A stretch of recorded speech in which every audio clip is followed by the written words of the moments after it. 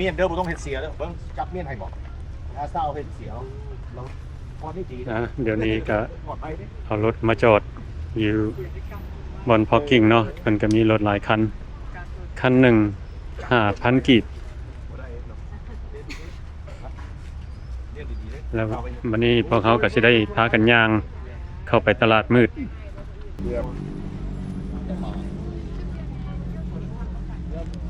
เข้ามาทำอิฐนี่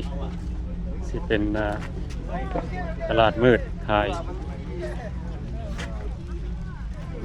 เครื่องทองหลายสิ่งหลายอย่าง So that way we can enter over there. I want to walk in that dirt, bro. Hey, you're gonna get your white shoes dirty. You know what I mean?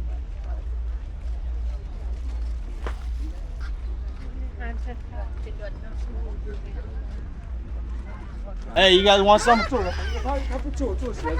Yeah, let's get one. Dầu bọc bay Ooh, mango looks good. Cái còn dòng mực nặng. เอา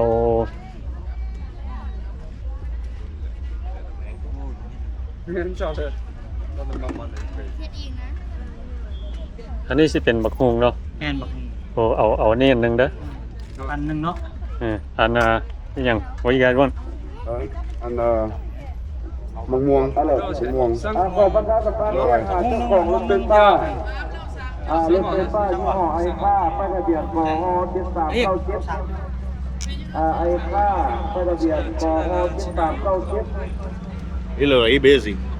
yeah แล้วรถก็ป้ายทะเบียนกค ลืมถามเพิ่นจอกเท่าไหร่ we gotta ask first กค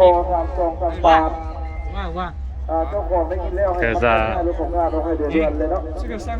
ถ้าพอนั้นจะได้ล็อกล่อไว้เลย Chọnนึงเท่าไหร่ เจ้าของรถไฟฟ้าไอ้ข้าป้ายทะเบียนกฮ50 50 yeah it went up Yeah, it went up. It's okay บอกไปว่าเจ้าหน้าที่ไอ้น้องพวกกันจะตัดของน้อยที่ตาบนเนาะมาเจ้าของมาแล้วบอก I'm good. ให้เอาสู้ it's okay it went double I know, it went triple, man. triple Yeah. Yeah, it's normally like 20. it's okay เอาไหม They hear the English, you know, and jack the price a little bit. That's how they always do it. หุ้งเนาะ hey you guys don't want any Nah, huh I don't feel like getting ripped off today. okay หุ้งเลยมากอย่างเดียว ครับเพิ่น มองเนาะ You want it mong? Yeah, but It's okay. it's okay I'll get it for you yeah it is best though. 50 racks?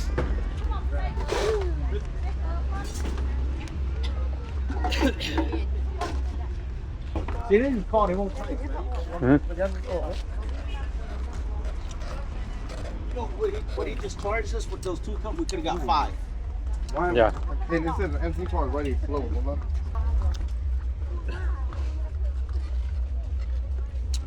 man this papaya is way too sweet yeah He put sugar in the thing. yep Yeah, a lot of sugar จะได้ข้ามทางไปฝากคุณมันก็มี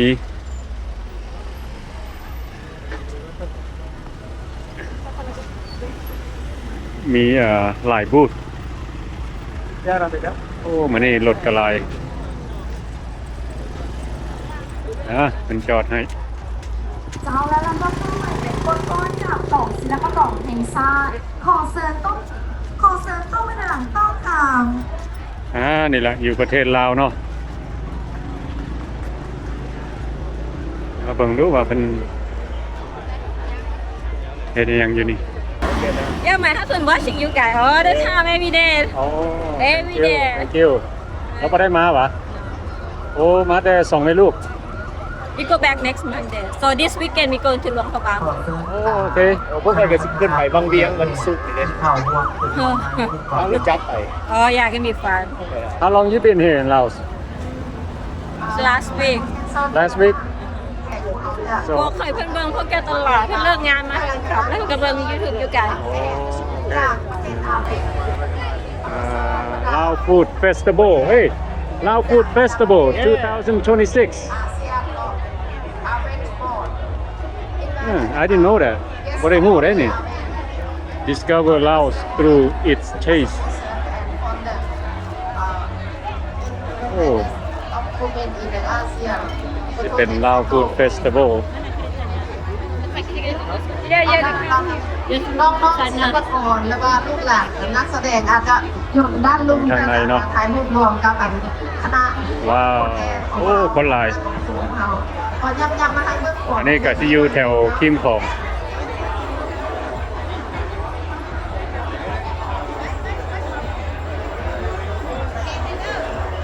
โอ้สิเป็นนางงาม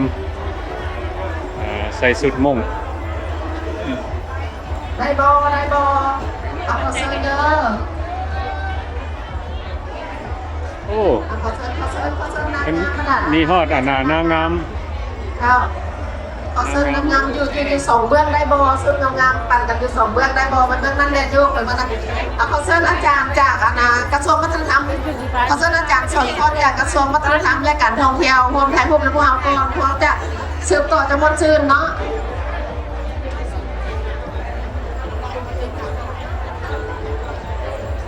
ขอเชิญเด้อเชิญบนคนถ่ายรูปขอเชิญอาจารย์บุญมีเข้าร่วมนะขอเชิญโอเคโฟโต้พร้อมกันเด้อเพื่อให้ทุกคนรักษาเนาะพอจะได้ในโรงงานเด้อย างล้อถ่ายให้พี่น้องได้เบิ่งเนาะอันนี้ก็สิเป็น Lao Food Fest ปี 2026อยู่นครหลวงเวียงจันทน์แถวคิมของ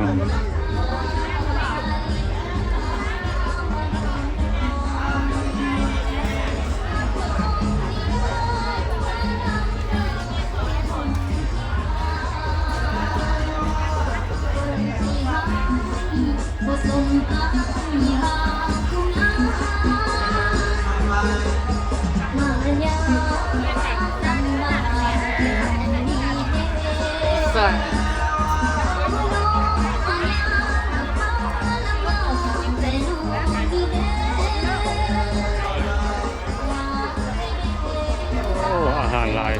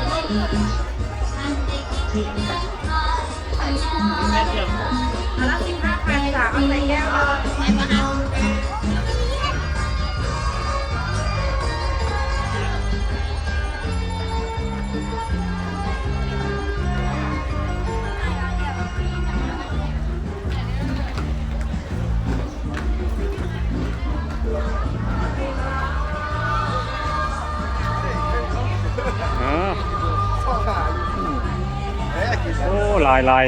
ายพี่ลึกนี่เอาเบิ่งอันนี้ก็สิอยู่คิมของมื้อนี้ก็ ได้ค่าเป็นคุณระหว่างเจ้า อากาศดี แล้วมีนางตีมีอาจอมแม่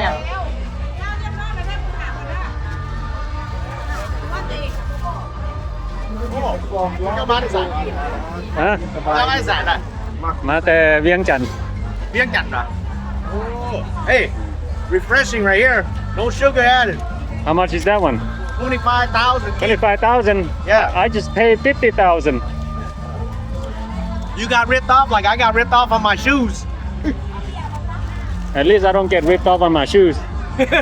I try to get you ripped off on your shoes Yeah เดี๋ยวถ่ายให้พี่น้องได้เบิ่งเฮ้ยอยู่อเมริกาคู่เท่าไหร่นี่ ร้อยปลายเมื่อไร140 150 140 150เนาะอยู่นี่ 15 $13 $13 yeah งาม แล้วก็ใส่นิ่มมีดเนาะ เออ walk on cloud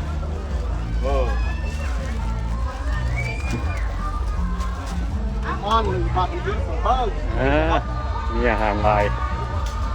I'm not talking about eating the bugs, but if I need to help, if I can get it. She ain't trying to sell it to you? No. อย่างซิกินเบิร์ก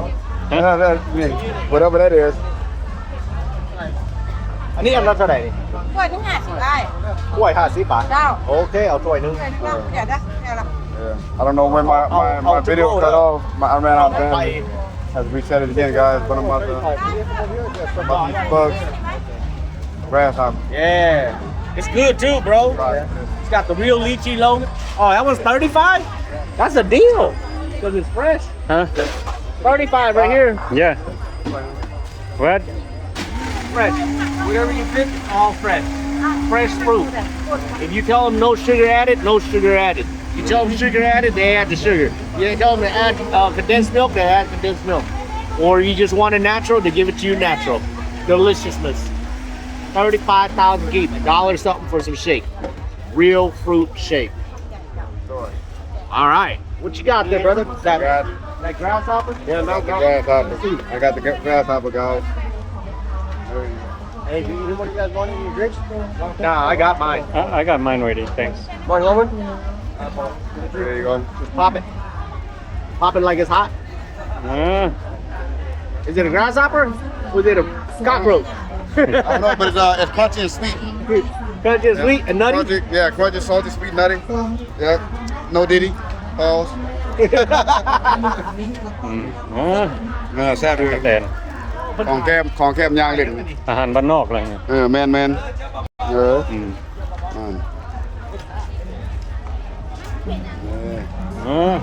ดูนะว้าว โอ้มีฮอตคริกเก็ต This is a cricket it's not grasshopper Is it? yeah it's cricket Cricket? I don't know, but it's good though. yeah มันเขากรอบมันyeah good กินกระเปียกแซ่บเลย yeah อืมกรอบแล้วก็มัน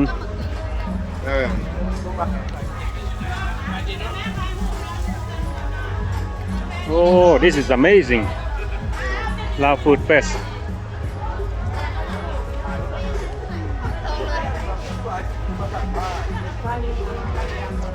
มอบซีนอยู่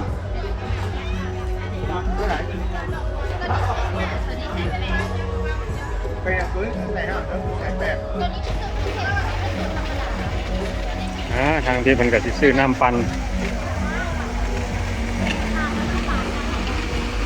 This 35,000 huh? อะไร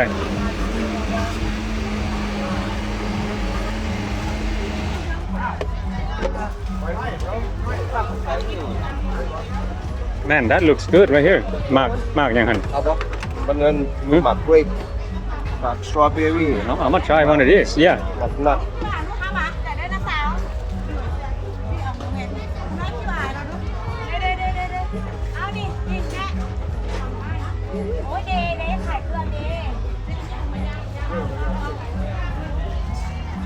เอาอันนี้บดใส่น้ำตาลได้ป่ะโอเค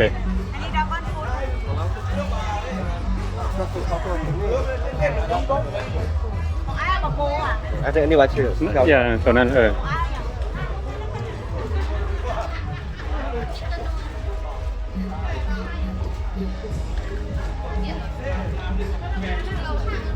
อันนี้แหละ 35,000 กีบมันก็มีบักไม้หลายอย่าง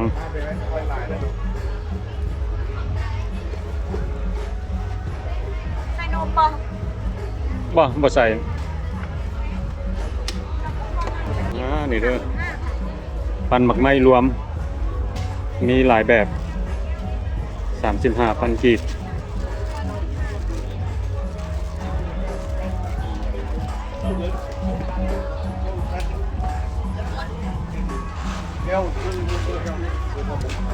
Wow, this is way better than the one that I just bought. Way better. พวกเขากับยางรอไปต่อเนาะรอซีนอาหาร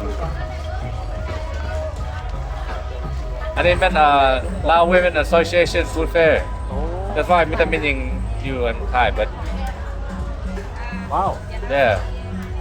ทุกปีว่าonce a year มีแต่จะนึง ทุกปี ไม่หาก็มาข้างทำอีได้นี่นะ uh เคยเห็นเขาเจ้าเขียนใส่อันลาวฟู้ดเฟส yeah but it's but the sponsors the organizers Lao Women Association อยู่ลาวเนี่ย yeah แต่ตัว organize เป็นเจ้าเฮ็ดมาหลายปีแล้วมันให้จะนึงปีหนึงจะนึงทุกปี จะมาได้ใส่ก่อน ฮะ มาได้ใส่ Tennessee เทนเนสซี yeah so how long you plan to stay in Laos man I'll probably be here for good but you make RC ปีแล้วดิ probably be here for good man ลูกกันใหญ่หมดแล้วดินี่นี่สบายก่อนเอาซื้อให้ในของออกคันมีเฮือนแล้วโอเค that's ours now เขาไปจะไปหาเงินจากค่าน้ำค่าไฟไปกินเขาก็เลี้ยงปลูกผักเฮ็ดสวนเลี้ยงเป็นเลี้ยงวัวเลี้ยงอยู่พุ่นบ่ได้เด้อตอนได้ไปซื้อได้ไปเฮ็ดเวียกไปซื้อตลาดได้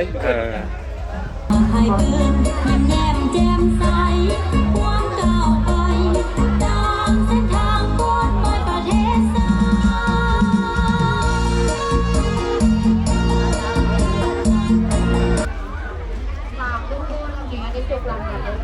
ทางที่กันก็สิเป็น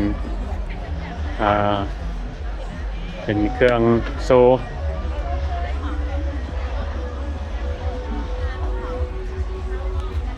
มีแบบเข้ามีไห้มีติ๊บเข้าโอ้สิเป็นของเพิ่นโซ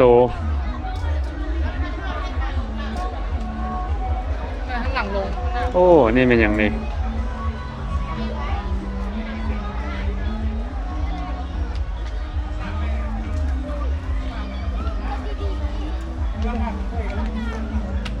พอบังด้วยนี่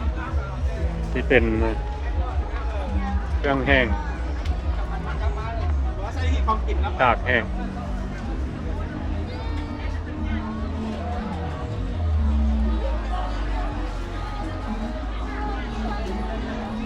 มีหลายห้านเด้ออาหารการกินบื้ดบ่ยากปิ้งไก่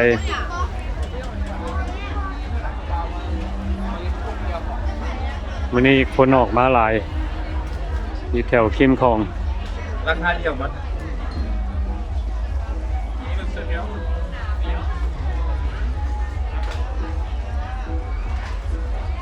แต่ไม่ต้องเอาอย่างเงี้ย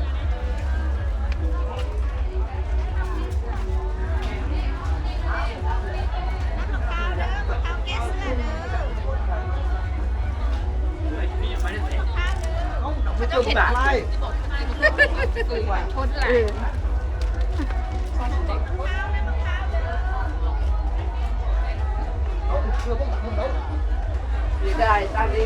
ทางที่สิเป็นคนขายเสื้อผ้า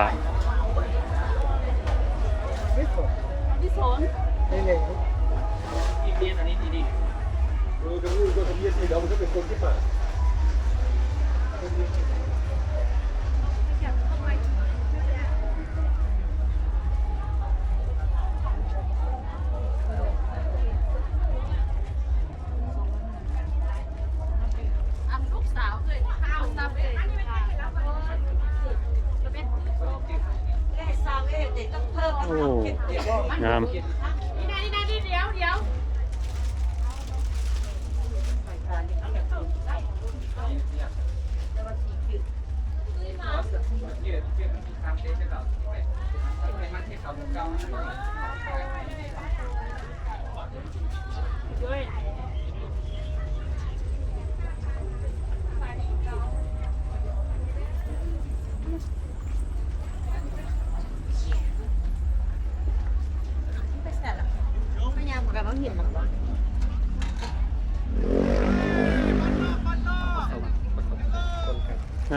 มันไผเอิ้นบ้านนอกไผน้อเอิ้นบ้านนอกอยู่นี่ไปใส่มาฮะไปใส่มาโอ้ได้มาเจอไลน์ FC มื้อนี้นะ That's why you that's why you slow, huh? Yeah Yeah. Gotta stop a lot. แต่ stop say hi FC เด้โอ้ Man. คนมาประเทศลาวหลายพี่ลึกตลอด Yeah. That's unbelievable มาแต่อเมริกา Yeah มาแต่อเมริกา Yeah. มาโหลดเอาเงินอเมริกามาจ่ายอยู่นี่ให้เอาเงินมาให้เมืองเขานี่ให้คนเขานี่มาโหลด เอาเงินอเมริกามาจ่ายอยู่ลาว แม่น ได้เปรียบ ได้ดีได้เปรียบ ได้เปรียบ เพราะว่าทุกสิ่งทุกอย่างอยู่พี่มันถือก่อนอยู่อเมริกาเด้ แล้วก็แซ่บ you เขานี่ know $100 goes a long way Yeah, it does. It does. If you utilize it right, it goes a long way. อือหือ Yeah. But it can go real fast just Yeah. like that too. Oh yeah Yeah. กันแล้ว โอ้คักหลาย Oh man I am glad we came out to Lao Festival 2026 Yeah. Hey listen check it out we're gonna be back to Gin Sap right Joe Yep we're gonna come back to another night Yep but Friday morning we're taking off to where Bang Vien. วังเวียง we're going to Vang Vieng we're gonna ride up there right we're Yeah. all gonna take our bikes up there Yeah แล้วบอกขี่รถจักรไปวังเวียงกันหรอ ครับไปเล่นไปม่วนเนาะสมมติคนมาเล่นน้ำเด้อโอ้คัก Stay tuned coming soon coming soon to a TV near you Yeah มากินแซ่บแล้วก็ซ่องยังก่อนนี่Mons POV. Mon POV Man, MONE apostrophe S POV. โอเคอันนี้เดี๋ยวบ่มีซ่องบ่นี่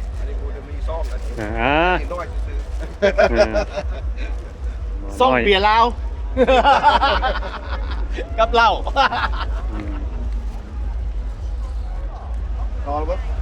พวกเขาก็ได้พากันออกมายังแถวคิมของเนาะมื้อนี้ก็สเปเชียลเพิ่นมีอีเวนต์ใหญ่พวกเขาก็ได้มาเห็นข้างน้ำอิฐ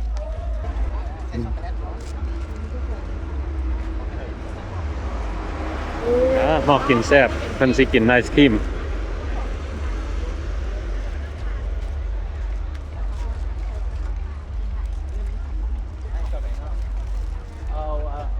อยากรู้ราคาอยู่มาได้ให้เจ๊เป้าไปใส่ห้าง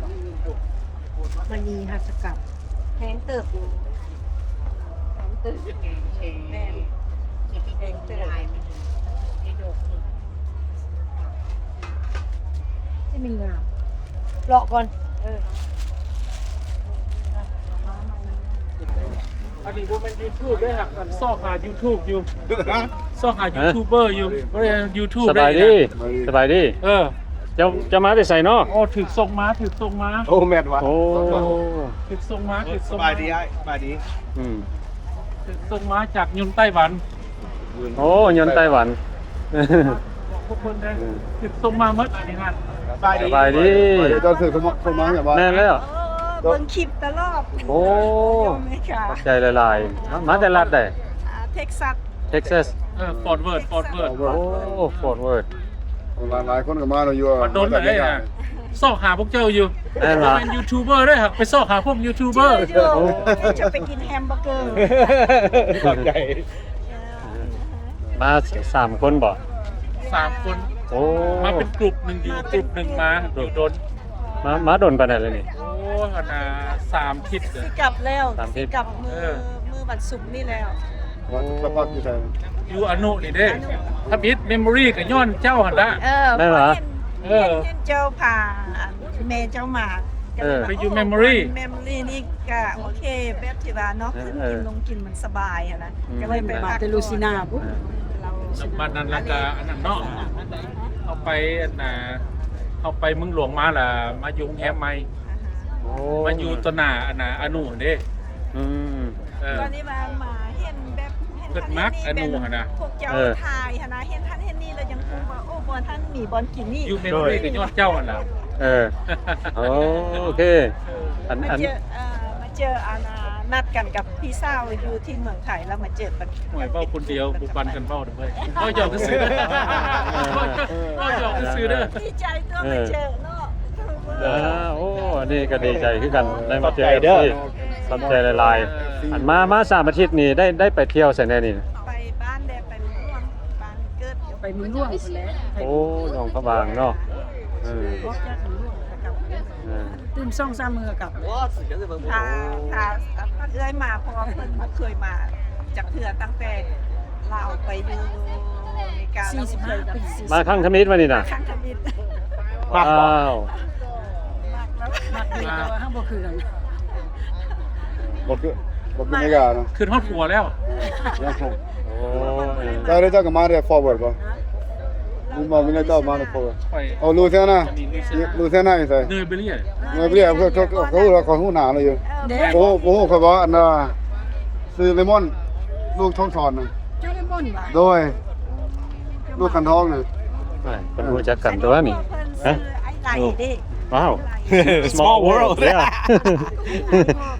โอ้ ผู้จือเจ้า อ่า โอ้เจ้าเลมอนเจ้าเฮ็ดเวียกอันนี้ว่ะ ฮะ นี่เจ้ามาเฮ็ดเวียกอันนี้ โดยก็มาค่อยก็ถือส่งมากันนะ มาเลย ถือส่งมาคนมาฮอดเฮ็ด น้อง เดื เรีย อน น บอกน้องสาวชื่อ บ่อ้ายข่อยน่ะซื้อพ้นข่อยเป็นน้อง ตะพุ่นหั่น โดย ก็เฮาบ่เคยเห็นเจ้าบ่เห็นแต่ตะพุ่น ไว้ข่อยน่ะส่วนหลายข่อยว่าน่ะ ค่อยๆซื้อทองแม่ซื้อทอง ข่อยย้ายออก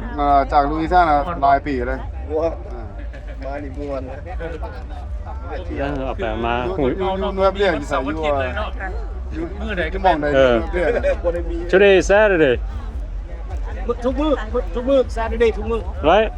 ก็อยู่ได้อยู่นำกัน นี่แต่มื้อทมิตรบ่ได้มีมื้อพักฮอดมื้อนี้ นี่หาก็พลาดกว่า เออ มื้อนี้ก็ก็บ่ได้พักหรอกมื้อนี้ก็เดินนาเดินเที่ยวตลอดพวกคนก็พวกคนก็ แต่วันนี้หลาย ไปน้ำเยี่ยมน้องยามีเขากลับไปนำอาณาพี่น้องพี่ โอ้แม่น น้องนะ แม่ ทั้งพอกลับไปนะ มาแม่ ไปเด้ มาเด้ บอกคนไปได้ช้อปปิ้งมาซะขันนำทั้งหลายหลายย่านสิได้เข้าห้องหมอมาสุด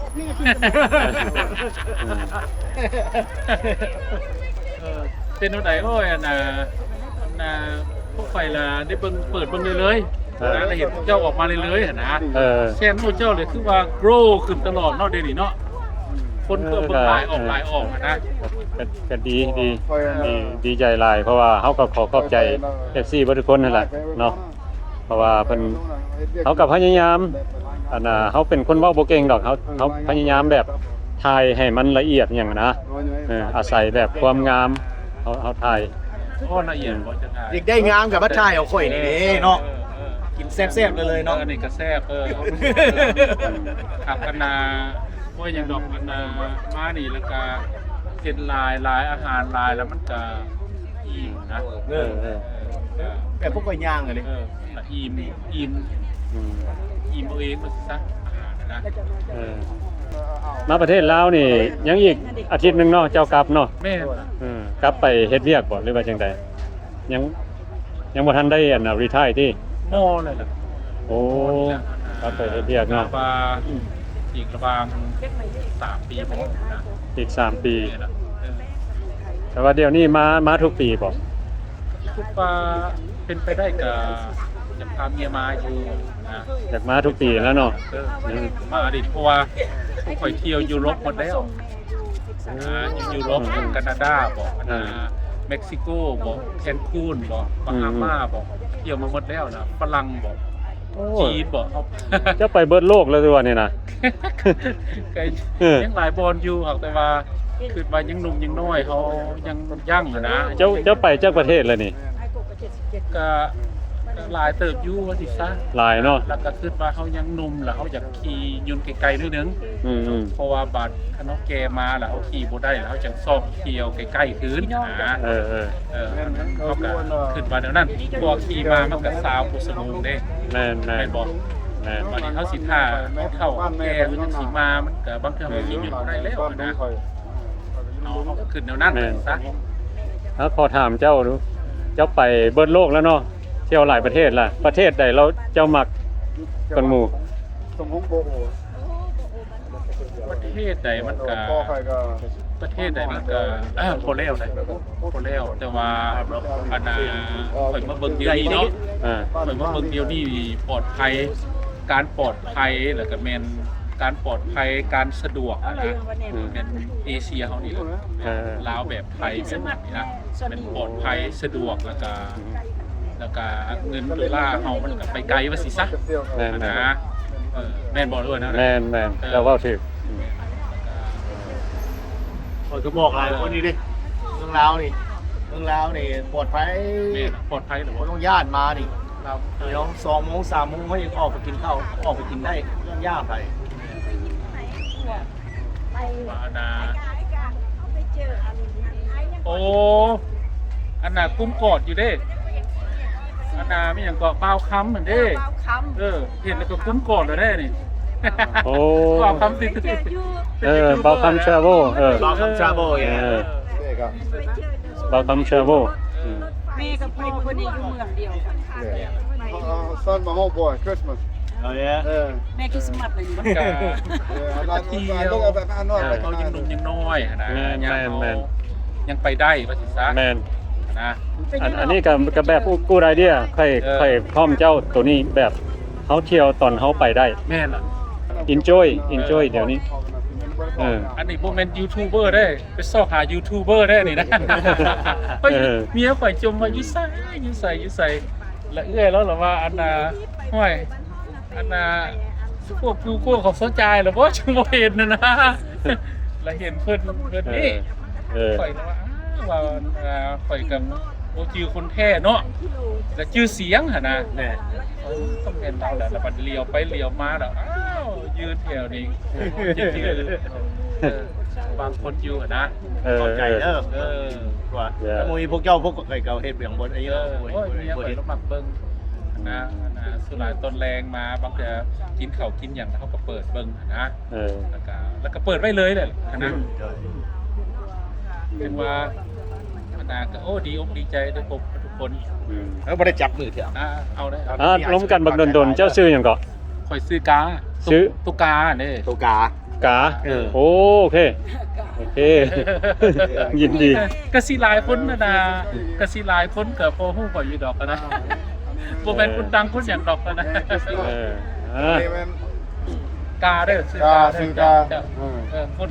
คน ใช่แล้วเนาะคันออก YouTube มีทางนั้นเข้าเบิ่งโอ้ย ฮู้ล่ะคนลุยเซนาคนเท็ก ลู ซั ซิ ส นาเขาสิผู้หลายแม่เจ้าแหละแม่ก็พ่อเจ้าแหละยานแม่เมื่อแล้ว สิหลายคนฮู้ สามมื้อเด้อ คันสิว่าให้บินมาเดือนแกนยานี่นี่ มาหาพ่อเจ้าเลย อันน่ะ เอาเรื่องสมาคมมันก็จะมาหากัน บินมาเดือนหนึ่งนี่ บ่ชื่อ ว่า บ่ชื่อเจ้าดี เขาไปอยู่อันนี้เขาออกจาก ดีหลายซะ ได้ยินอยู่ได้ยินว่าเจ้า อากาศแด แม่น หลายแนวน่ะ แม่น ส่วนหลายก็อากาศนะยังคิดอยู่ว่าเดือนหน้านี่คันมาก็สิมาเดือนใดนะ ไปนะ ดีกว่าข่อยคิดว่าเดือน11 12 1นะกายดันฮ้อนมาก็บ่ได้นะค่อยคือกันค่อยมาช่วงนี้ก็ย้อนว่าเฮาหลีกยามหนาวอยู่พุ่น ยังสิเป็นได้มาได้กันใจอยู่เฮาบ่เป็นยังไดล่ะค่ะมารีบๆได้ตัวแนวจัดซ้ำๆเบิดทุกคนนะ โอ้ ข่อยบ่มีกล้ามบ่มีหยังคือหมู่เด้อมักใส่เสื้อกล้ามได้อยู่นะมักใส่เสื้อกล้ามบ่มีกล้ามบ่มีหยังนำบ้านนำเมืองเด้อหักมักใส่เสื้อกล้ามเด้บ่มีกล้ามนำบ้านนำเมืองเด้อหักมักใส่เสื้อกล้าม แค่เด้อ ดีใจที่ได้ฮู้จักเด้อเล่นให้ม่วนโอเค สิว่าแม่กับพ่อเจ้าดอก อันนั้นก็เป็นเมียเด้อ แฮมเบอร์เกอร์ก้อนใหญ่ๆขนาด ขอบใจ โอเคเข้าใจหลายๆสิได้มันมาอยู่มาไกลๆก่อนเฮาสิบัดเฒ่าแก่มาแล้วเฮาก็เที่ยวใกล้เอานะไปตามสุขภาพไปตามอายุเนาะเฮาก็ต้องได้ใส่หัวเฮาหน่อยนึงนะบัดแก่ตัวมาแล้วเฮายังสิปืนบ่ได้เด้แม่นยามมวนได้ว่าสิซะ แม่น โชคดีเด้อ โอเคเจ้าคือกันโชคดีโอ้มื้อนี้ทักหลายเขาได้มาเจอหลาย FC เนาะมาจากอเมริกามื้อนี้พวกเขาก็ได้พากันออกมาย่างเล่นแถวคิมคองกันเลยมาเห็นเพิ่นจัดงาน Lao Food Festival ปี 2026 อาหารการกินกระบืดบ่ยากเนาะมื้อนี้อากาศก็ดีบ่ร้อนบ่หนาว perfect อยู่ประเทศลาวมาเด้อพี่น้องผู้ใดอยากมีความสุขเนาะ มาเยี่ยมยามก็ได้บ้านเมืองของเฮาโอเคเป็นจังใดก็ขอขอบใจทุกคนที่เข้ามาเบิ่งวิดีโอของเฮา